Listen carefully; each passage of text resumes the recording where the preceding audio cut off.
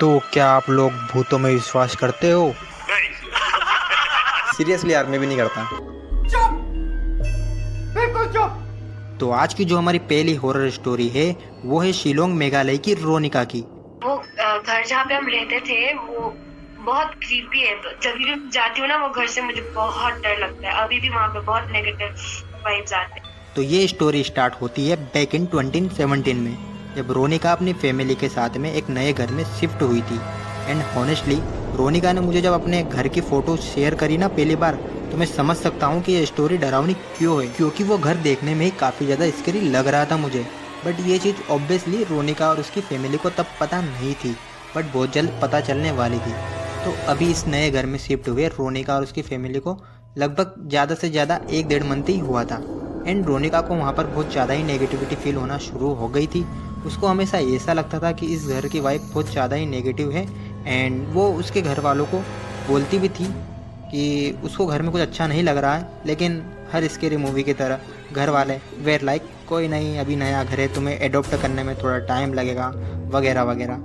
अरे यार, मुझे तो अभी तक एक बात समझ में नहीं आई, जब बच्चे बोलते हैं कि कुछ गलत है तो माँ बाप मानते क्यों नहीं कि कुछ गलत है। लेकिन इसके बाद जो चीज़ें घर में होना स्टार्ट हो गई उसके बाद में तो फिर उन्हें मानना ही पड़ा। तो रात के करीब 2 बज रहे थे, घर के सब मेंबर सो रहे थे और अचानक से बाथरूम में से आवाज़ आती है, ठक ठक ठक। मानो ऐसा लग रहा था कि बाथरूम के अंदर कोई है और वो डोर को बजा रहा है। बट यार शॉकिंग की बात तो ये थी कि घर के सब मेंबर तो सो रहे थे, तो बाथरूम के अंदर फिर कौन था? या कोई चोर या तो कोई बिल्ली। अब धीरे धीरे डोर बजाने की आवाज़ इतनी तेज़ हो गई थी, इतनी तेज़ हो गई थी कि उसे इग्नोर करना भी पॉसिबल नहीं था। तो रोनिका की मम्मी हर हॉरर मूवी की तरह वहाँ जाकर चेक करती है कि एक्चुअल में कौन कर रहा है ये आवाज़। मैंने मम्मी को कहा था ले जाने को वहाँ पे, पर वो आवाज आ ही रहा था उस टाइम भी। तो आपने अपनी मम्मी को बताया नहीं कि मम्मी हर टिपिकल हॉरर मूवी में ऐसा ही होता है? हाँ, कौन है? कौन है? जो ठक ठक की आवाज़ आती है ना, वहाँ पर नहीं जाना चाहिए। मम्मी जब वापस आई थी मैंने तब उन्हें कहा था कि मम्मी आप क्यों बॉलीवुड मूवी की मम्मी की तरह बन रहे हो। हाँ एग्जैक्टली। अच्छा, तो वहाँ पर एक्चुअल में कुछ हुआ था? मम्मी ने दरवाजा खोला नहीं, क्योंकि अंदर अंदर ही अंदर मम्मी भी डरी हुई थी। लेकिन ये तो भूतियापंती की हरकतों की शुरुआत थी। इसके बाद में तो चीज़ें और भी ज़्यादा अजीबोगरीब होना चालू हो गई थी। सबसे पहले तो रोनिका जी जो अपनी नानी जी के साथ में रहती थी, उनकी तबीयत ना अचानक से ख़राब होना चालू हो गई। एक दिन रात की 1-1:30 बजे किचन में से बर्तन खड़कने की आवाज़ आना शुरू हो जाती है। चेक करने पर पता चलता है कि खाने के बर्तन के ऊपर लगा लेड जो होता है ना ढक्कन, वो ना अपने आप ही हिल रहा था। ऐसा लग रहा था कि मानो कोई उस ढक्कन को खोलने की कोशिश कर रहा हो, बट उससे वो ढक्कन खुल नहीं पा रहा हो।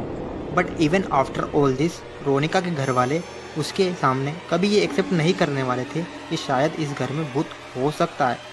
बट इसके बाद जो हुआ उसके बाद में तो रोनिका ने डिसाइड कर ही लिया कि उसको अब इस घर में नहीं रहना है। रोनिका जी अपनी नानी जी के साथ में सोती थी। उसकी नानी राइट साइड सोती थी, उनको हक करके पकड़ के सोती थी, क्योंकि ऑब्वियसली उसको डर लगता था। लेकिन एक दिन सोते सोते जब करवट लेने के लिए रोनिका लेफ्ट साइड हो गई, एंड उसको वहाँ पर उस टाइम ऐसा लगा कि उसने किसी को टच किया है। बट जब उसने देखा तो वहाँ पर कोई भी नहीं था।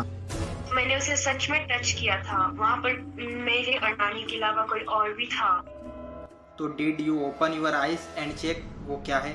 नो, नहीं, इतनी हिम्मत नहीं हुई। मेरी ऐसे हुई फंस रही थी तो आँख तो खोलने का चांस ही नहीं था। नॉट इवन किडिंग यार, जब रोनिका ने मुझे उसके न्यू घर की फ़ोटो और पिक्चर और वीडियोस मुझे जब शेयर करी ना, तो मेरा पहला रिएक्शन यही था कि क्यों, कि आखिर कोई इस घर में क्यों ही रहना पसंद करेगा, क्योंकि ये बाहर से इतना ज़्यादा काफ़ी स्कैरी लग रहा है, तो कोई इस घर में क्यों ही रहेगा। लेकिन लकीली फॉर रोनिका इसके बाद उसके घर वालों ने भी एक्सेप्ट कर ही लिया कि इस घर में कुछ तो गलत है। एंड उसकी नानी की तबीयत डे बाय डे अचानक से ख़राब होना स्टार्ट हो जाती है। एंड इस वजह से फाइनली फर्स्ट लॉकडाउन से पहले shifted to a new house.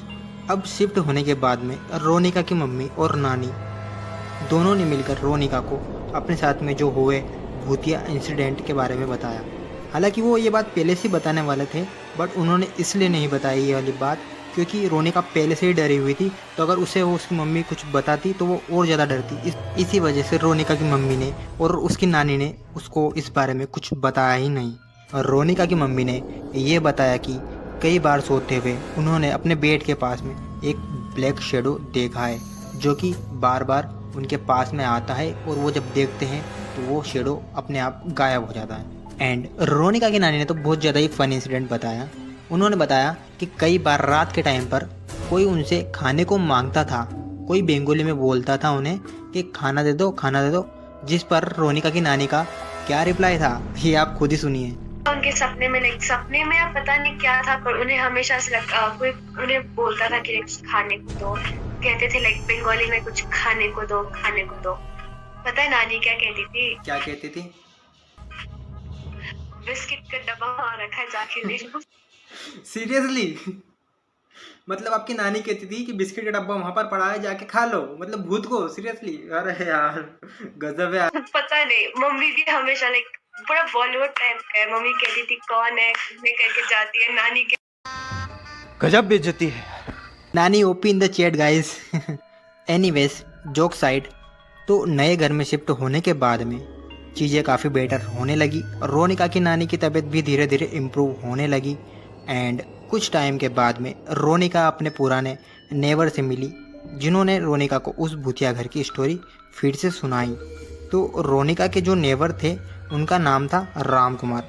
तो राम कुमार ने बताया अ फ्यू ईयर बैक उस घर में एक बंगाली अंकल रहते थे।